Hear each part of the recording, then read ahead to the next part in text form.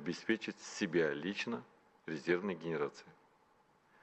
Потому что при таком большом объеме повреждений в следующий раз, да, потери тепла и электроэнергии для крупных населенных пунктов, такие как Белгород, да, это будет большое количество усилий для восстановления.